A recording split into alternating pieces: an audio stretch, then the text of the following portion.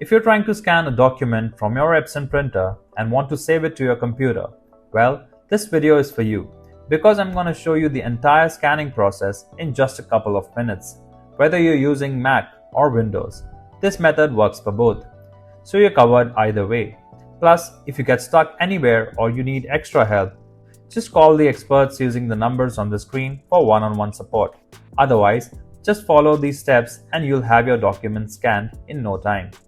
Before we start this step, we request you to join our YouTube channel and support us.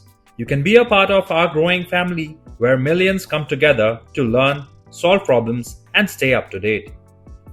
First, open the scanner unit on the top of your Epson printer and place the document you want to scan inside.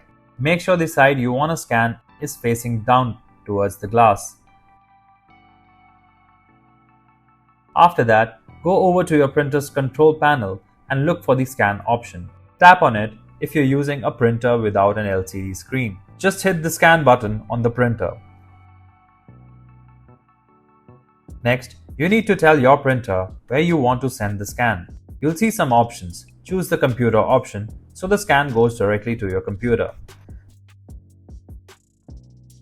When you see a prompt appears on your printer screen, select the checkbox to confirm. Then select the OK option to proceed. After that, choose the Select a Computer option from the menu. Now, you need to select your computer's name from the list that appears, and then click on the Send button to start sending the scan.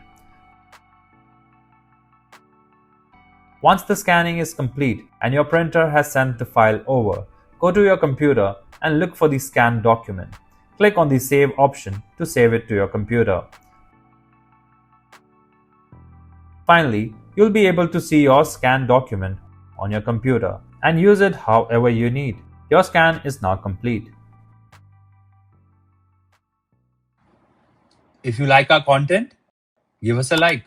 And if you want to learn more, subscribe to our channel.